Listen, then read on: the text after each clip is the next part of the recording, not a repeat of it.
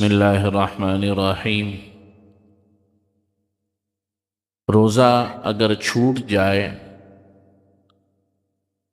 یا چھوڑنا پڑ جائے تو تین طرح کے عمل ہوتے ہیں۔ نمبر 1 قضا، نمبر 2 کفارہ اور نمبر 3 فدیہ۔ روزہ اگر چھوٹ جائے قضا بھی کی جاتی ہے، کفارہ بھی دیا جاتا ہے یا ادا کیا جاتا ہے اور فدیہ بھی دیا جاتا ہے، لیکن یہ تینوں ایک ساتھ نہیں ہوتے۔ قضا کی صورت قضا کب کرنا ہے اس کی صورت الگ ہے، کفارہ کب دینا ہے اس کی صورت الگ ہے، اور فدیہ کب دینا ہے اس کی صورت الگ ہے۔ یہ تینوں یا کوئی بھی دو ایک ساتھ جمع نہیں ہوتے۔ چنانچہ قضا کا مطلب یہ ہے، یہ بڑا اہم مسئلہ ہے، لوگ قضا، کفارہ اور فدیہ تینوں کو ملا دیتے ہیں کہ جی، اور سوال یہ ہوتا ہے کہ جی میرا روزہ چھوٹ گیا، اس کا فدیہ کیا دینا پڑے گا؟ بھائی آپ کا روزہ چھوٹ گیا تو اس کا فدیہ دینا ہے یا کفارہ ادا کرنا ہے یا اس کی قضا کرنی ہے، وہ صورتحال سے پتہ چلے گا۔ چنانچہ اگر روزہ چھوٹ گیا کسی عذر کی وجہ سے یا توڑا کسی عذر کی وجہ سے، چھوٹ گیا مثال کے طور پہ سفر کی وجہ سے چھوڑ دیا روزہ، یا کسی عذر کی وجہ سے توڑ دیا، مثلا بہت شدید بیماری لاحق ہو گئی، ڈاکٹر نے کہا کہ بھائی روزہ توڑنا پڑے گا، دوائی دینی ہے۔ اسی طریقے سے کوئی شرعی عذر ہو گیا، شرعی عذر سے مراد خواتین کے ایام ہو جاتے ہیں روزے کے درمیان میں، یا روزے سے پہلے ہی ان کے ایام چل رہے ہیں، وہ روزہ رکھ ہی نہیں رہی۔ ان تمام صورتوں میں روزے کی قضا کرنی ہے، اور قضا کا مطلب یہ ہوتا ہے رمضان المبارک کے بعد ایک روزہ رکھنا پڑے گا، ایک چھوٹا تو ایک کی قضا، 2 چھوٹیں گے تو 2 کی قضا، 3 چھوٹیں گے 3 کی قضا، 10 چھوٹیں گے 10 کی قضا۔ یہ ہوتا ہے قضا کا مطلب، ایک روزے کے بدلے میں رمضان المبارک کے بعد ایک روزے کی قضا۔ یہ ان صورتوں میں کہ کسی وجہ سے روزے کو چھوٹ گیا، کوئی شرعی عذر ہو گیا یا کسی عذر کی وجہ سے جسے شریعت نے عذر بتایا ہے اس کی وجہ سے توڑ دیا روزے کو، تو پھر رمضان المبارک کے بعد اس کی قضا کی جائے۔ قضا کی بات سمجھ میں آ گئی؟ اگلی بات ہے کفارہ کب دیا جاتا۔ کفارہ دیا جاتا ہے 2 صورتوں میں، کہ روزے کا توڑنا بغیر کسی عذر کے، اس صورتحال میں کفارہ دیا جاتا ہے۔ صرف روزے کا توڑنا بغیر کسی شرعی عذر کے یا طبعی عذر کے، طبعی عذر سے مراد ہوتی ہے، شرعی عذر ہوتا ہے جیسے میں نے کہا خواتین کے ایام آ جاتے ہیں، طبعی عذر سے مراد یہ ہوتا ہے کہ ڈاکٹر نے کہہ دیا کوئی بیماری لاحق ہو گئی، کوئی ایمرجنسی ہو گئی، سفر بھی جو ہے وہ شرعی عذر ہوتا ہے۔ ان کسی بھی عذر کے بغیر بس بیٹھے بٹھائے روزہ اگر توڑ دیا 2 صورتوں میں، جان بوجھ کر کھا لیا اور پی لیا، کوئی عذر نہیں ہے۔ سمجھ رہے میری بات؟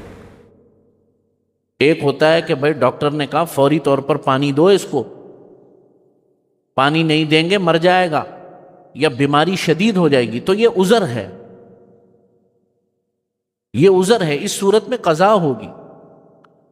اس صورتحال میں کہ جب کوئی عذر نہیں ہے، گھر میں بیٹھا ہوا ہے آرام سے، ہلکی سی پیاس لگی تو ظاہر ہے روزے میں تو تھوڑی بہت پیاس لگتی ہے بھائی، اور کھا لیا پی لیا یا بیوی سے ہم بستری کر لی، ایسی صورتحال میں کہ جو کہ ہم بستری شمار کی جاتی ہے، باقی آپ لوگ سمجھدار ہیں، خود سمجھنے والے ہیں، جسے ہم بستری کہتے ہیں، تو اس صورتحال میں کفارہ دینا پڑے گا رمضان المبارک کے بعد، اور کفارہ ہے یا تو 60 روزے ایک ساتھ رکھے، 2 مہینے کے روزے، اور اسلامی لحاظ سے یہ تو 60 میں نے ویسے ہی کہہ دیا، اگر کسی اسلامی مہینے کے 29 ہوں گے تو اس کے 29 ہوں گے، اگلے مہینے کے 30 ہوں گے تو 30 ہوں گے۔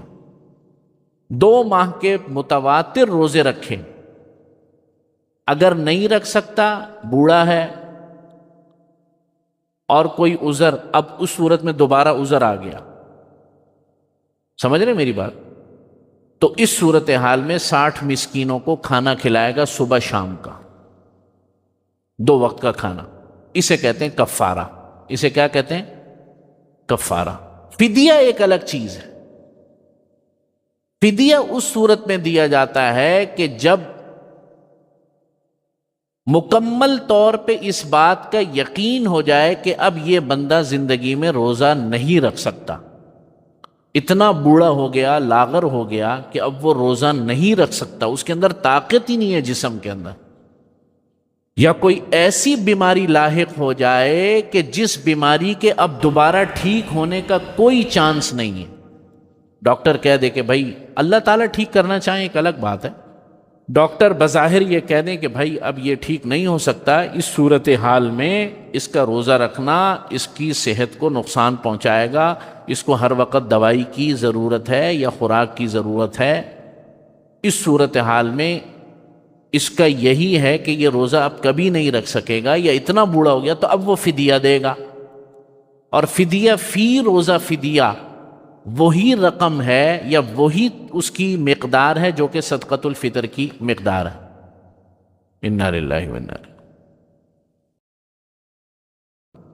تو یہ 3 چیزیں فدیے کی میں بات کر رہا تھا کہ فدیے کی وہی مقدار ہے جو کہ صدقۃ الفطر کی مقدار ہے۔